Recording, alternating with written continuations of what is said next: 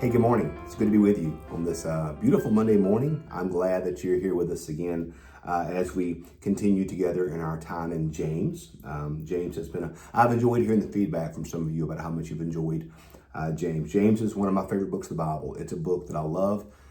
It's a book that I could read forever. I think even since I was in seminary, I've loved James. There's a project you do in seminary called an exegetical paper. It's a really large biblical study. And I did mine on James chapter 5, a passage we're going to read pretty soon. And I've always, ever since then, just loved James. So I'm glad that we can spend some time together in James. So I hope you enjoy this as we finish out.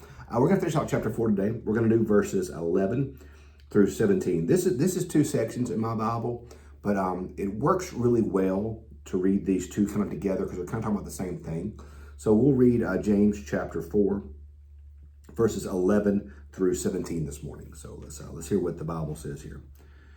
Do not speak evil against one another, brothers and sisters. Whoever speaks evil against another or judges another speaks evil against the law and judges the law. But if you judge the law, you are not a doer of the law, but a judge.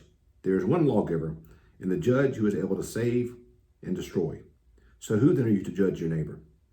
Come now, you will say, today or tomorrow we will go to such and such a town or spend a year there doing business and making money.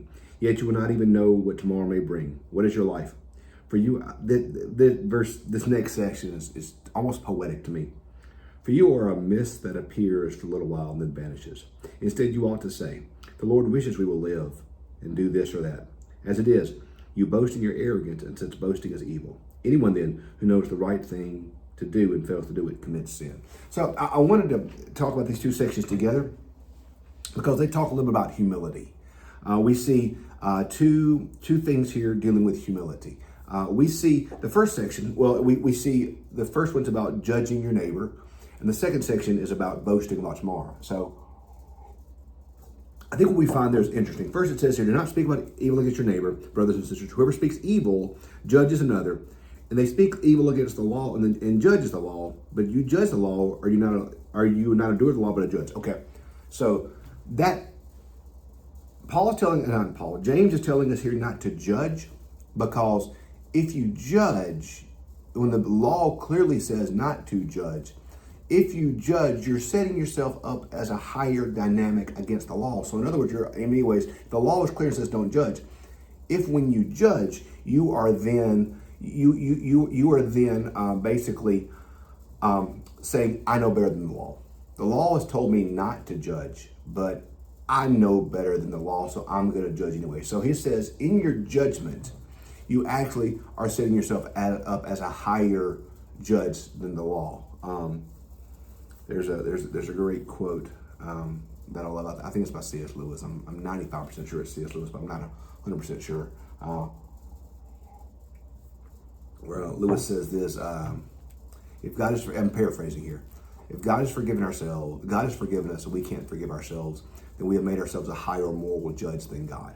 A little bit what we're seeing here is, if the law is clear and it says don't judge, and yet we judge others, then we're basically saying we know better than the law. So that comes to arrogance. So the next section, verse 13, much the same.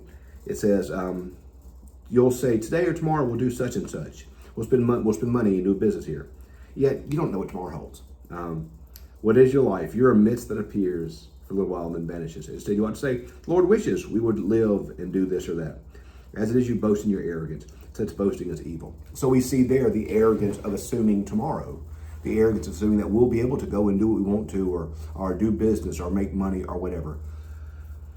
We see the first section is an arrogance setting ourselves up against the law, which in many ways is an arrogance setting yourself up against God.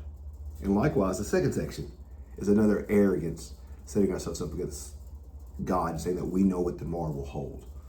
I think what James is telling us here in both these situations is to judge to boast very lightly, and to assume very lightly, and to approach all of life with humility. So, from judgment, we should.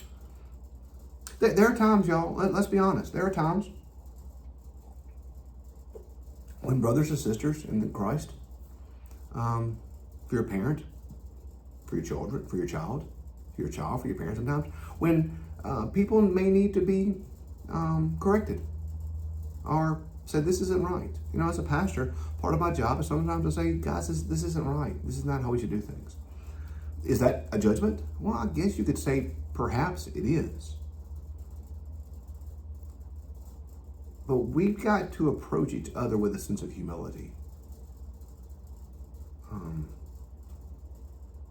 We gotta hold the reins loosely when it comes to that. When we speak evil against one another or judge one another, then we're placing ourselves in the place of God.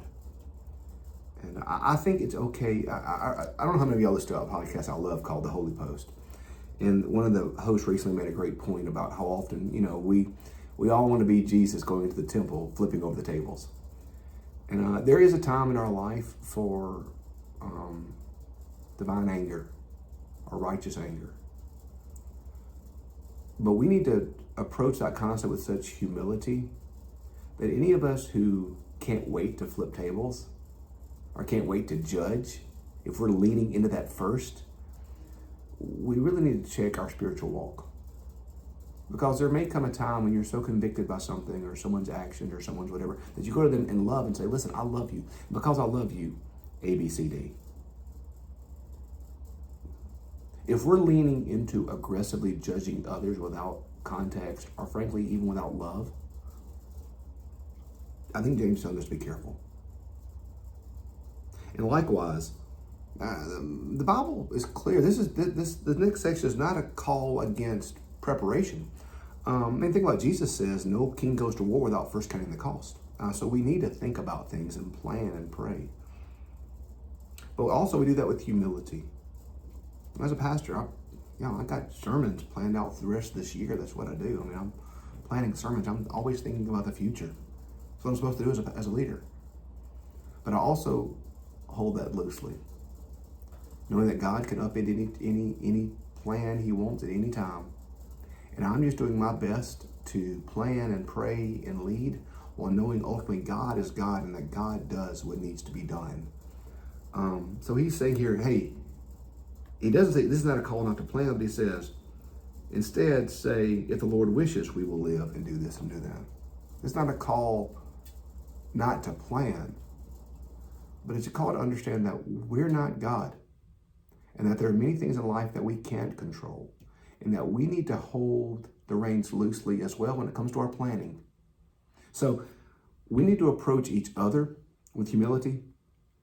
We need to approach those who maybe we feel the need to correct with humility. We need to approach our planning with humility. Friends, frankly, I'll be honest with you, guys and gals, I truly believe there's very few things in our life that we should not first approach with humility. I know for me, the older I get, the more I see the arrogance of my youth and the arrogance of the time of my life when I thought I knew everything. And now the older I get, the more I realize, I just know I want to love you and love God and try to point folks to Jesus. So He's warning us here against judging with arrogance and taking the place of God. And He's warning us as well to be careful to boast about tomorrow and once again take the place of God. There's a saying I like, said the world has there's two things I know for truth. There's a God and I'm not it. So I think the more we understand our place in God's divine plan, our place in the universe, our place in God's world, the more we can approach these things with humility and do our part, be faithful. The plan, hey, if God wills, I'll do this.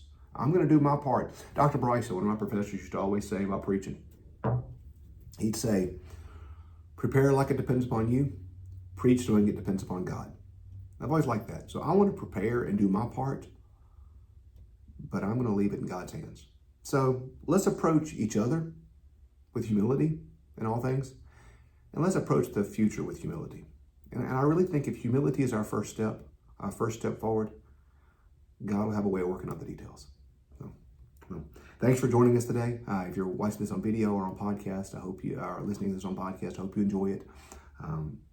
I'd love any feedback you have. Thanks for being with us. We're going to go into James 5 tomorrow. So we don't have much more left in James. I'd love any feedback about where you'd like to see us go next. But thanks for joining us today. Have a great rest of your day. See you.